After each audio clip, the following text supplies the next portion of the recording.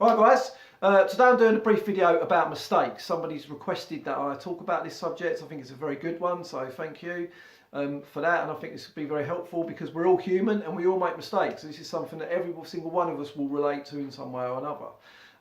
To deny us our imperfections is to deny us our humanity, really. So if we're sort of not okay with the fact that we make mistakes and understanding that as a species, that's how we learn, is by making mistakes and repetition, and then not doing the same mistake over and over and over. Now, every now and then we're going to get stuck in a situation where we do make the same mistakes again, which is why I'm guessing this person requested this video.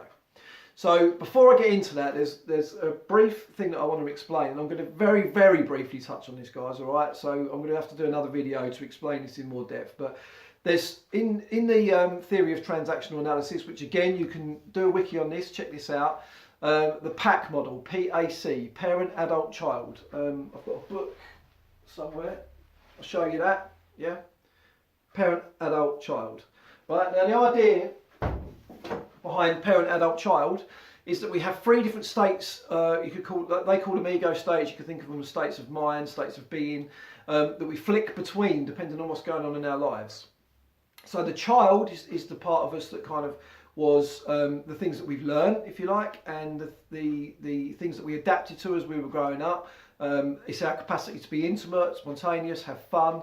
The adult is the here and now. It's when we use our emotional and adult intelligence to respond to a situation appropriately to the way it is now.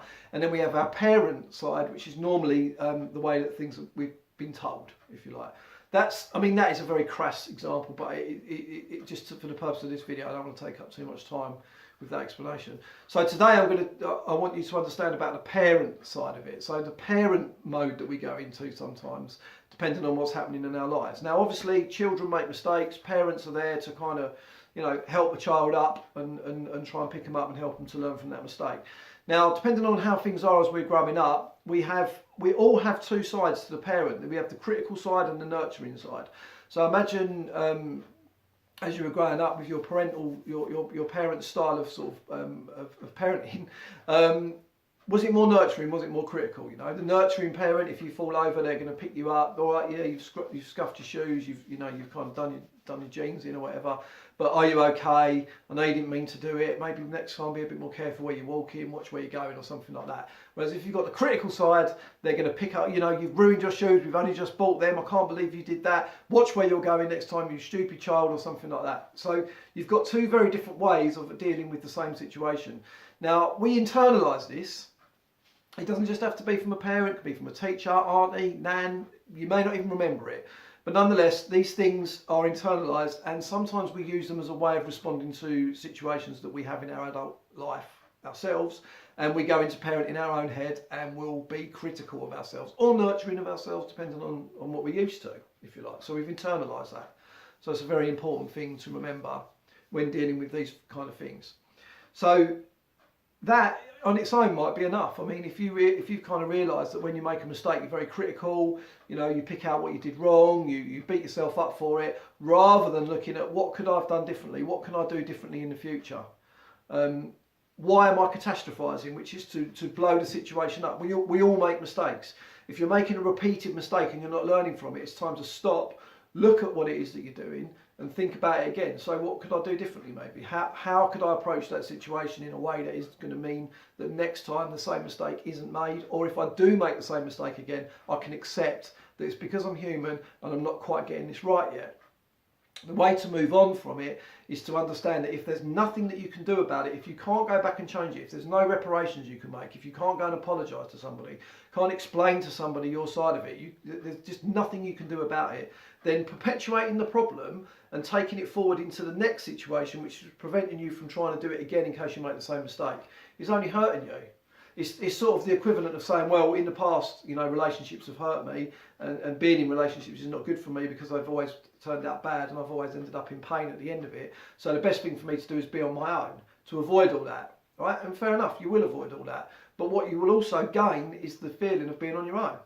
And that has its own issues. So it's always a case of trying to balance things and work things out to a degree where you can understand that yes, you made a mistake, yes, that's a part of human life, yes, that's something that everybody does, and yes, that's something that you can move past.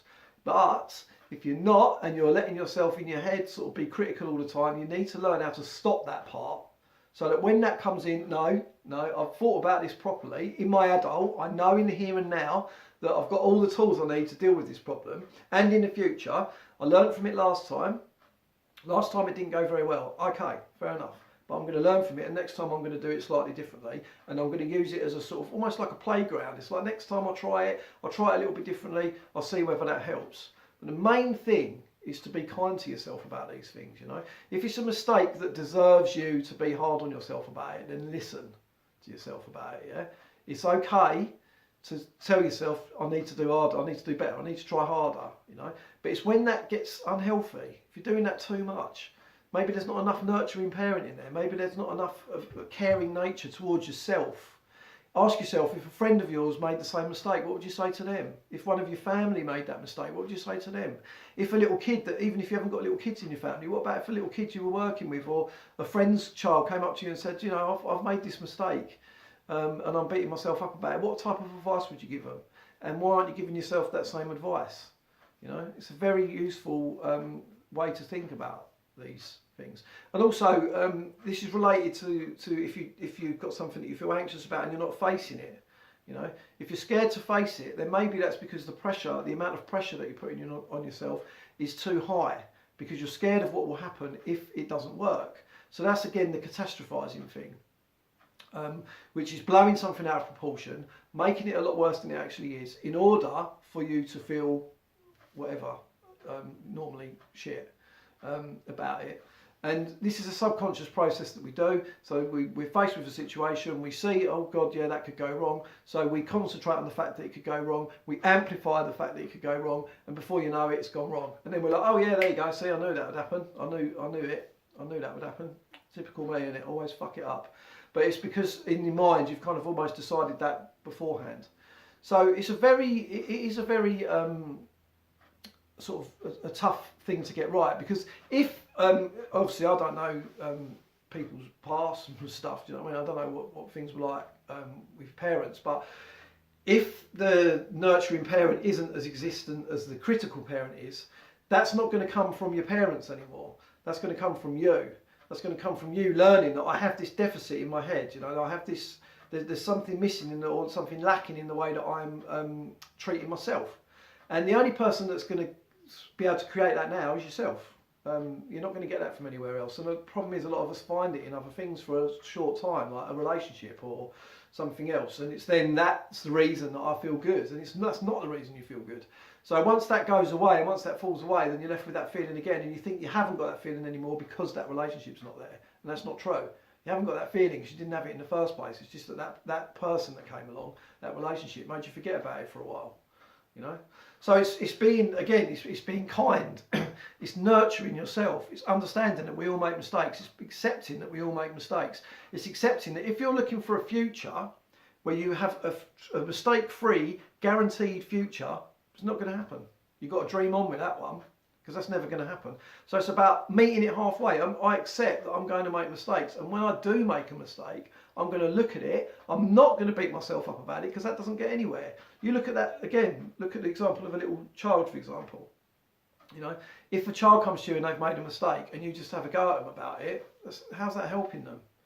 How's that helping them to move forward? How's that helping them to grow? And how's that giving them the skills that they need to overcome that mistake in the future? So this is what we need to be doing for ourselves, you know. It's a difficult skill to learn, I do understand that. But at the same time, beating yourself up about a problem, beating yourself up about a mistake, that is not helping, which is why obviously this video is being made, because you've realised that this is a state of mind that you can't, the choices that you're making to overcome it aren't working. So we know that beating yourself up doesn't work. We know that avoiding things in the future because you're going to make another mistake doesn't work. Otherwise you'd be feeling better. So we do this because we think, oh, maybe next time it'll be different. Maybe next time I'll try it that way, I'll try it this way, I'll do this, I'll do that. And then beat ourselves up when we get it wrong. And that's not the way to do. So it's love. It's the same thing as what you would be doing for somebody else. It's the same as what I was saying to you in other videos before about the fact that when we do a kind act for somebody, we feel good. They feel good, we feel good. You know, when you do a kind act for yourself, you feel good. When you achieve something, you feel good. We're driven that way. We're human. So to avoid doing something because you're scared of making a mistake about it is to deny yourself of that feeling, which again is another problem. So I hope, I'm going to stop now, but I hope that this has helped in some way. And if it hasn't, please feel free to kind of drop me a message or whatever and sort of let me know if there's any other areas of it that you want covered.